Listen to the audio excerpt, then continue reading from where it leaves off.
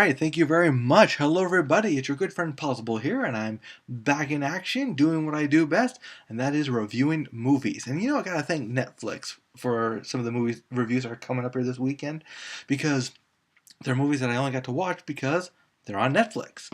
And with Netflix, there's a lot of great movies on there, and there's a lot of not so great movies, but there's also some so-so movies. And one of those so-so movies is The Devil's Pass. This was one that I was really looking forward to because we have a movie here that's based off of a very true story, a very horrific event, but in my opinion, they took the wrong approach to it. It's actually kind of a controversial subject, you might say, of do you really want to take movies based off of real stories that completely they kind of they fantasize what actually happened.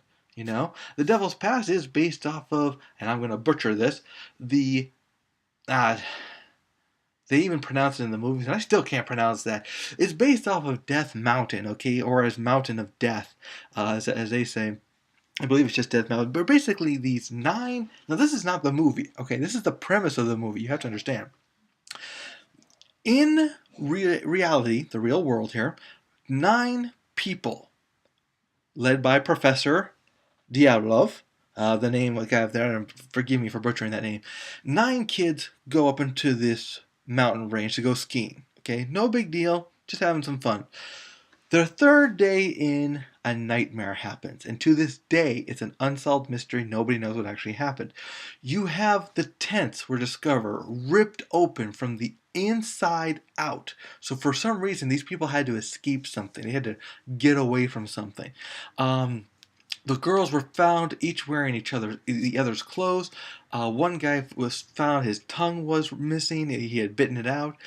They had how do I describe this? They had like cracked ribs and concussions, but there was no external damage.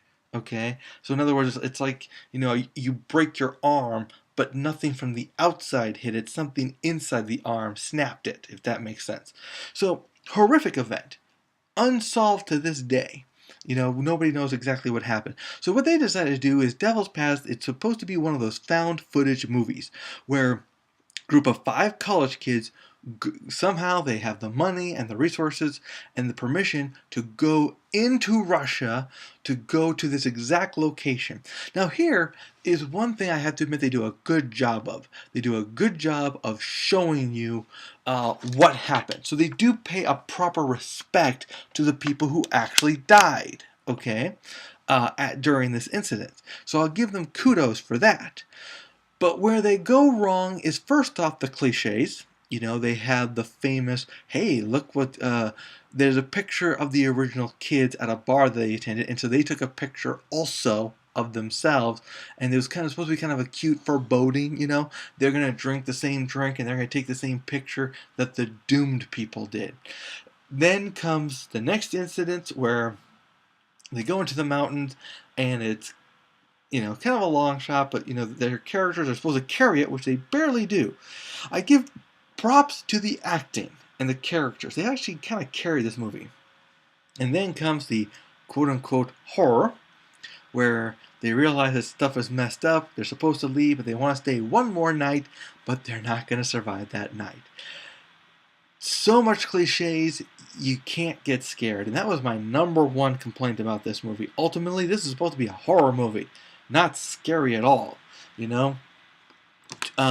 Also, for a found footage movie, the camera's way too good, I saw some of these clips as these people were walking up and all of this talking, and the camera's mounted. The camera's not swaying at all, so it's a very well done movie for something that's supposed to be found footage and random.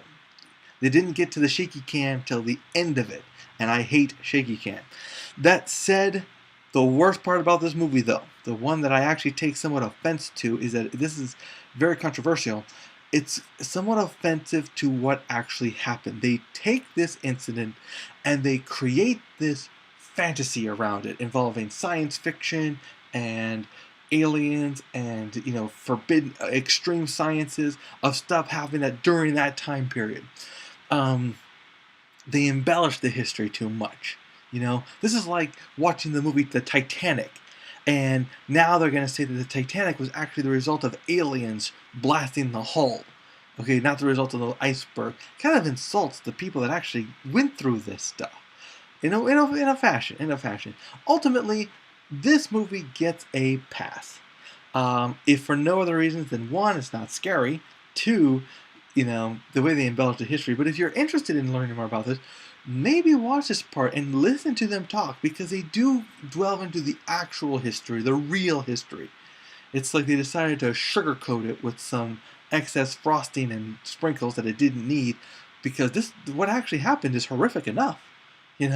What we know is horrible enough. We don't need to add any extra, conspiracy theory mumbo jumbo. So I give this movie a pass. I wanted to enjoy it. I was very interested in it, but what they did with it, the last 10 minutes just killed that movie. That's all I can say. The last 10 minutes killed it. Well, guys, that's it for me for right now. We'll see you next time.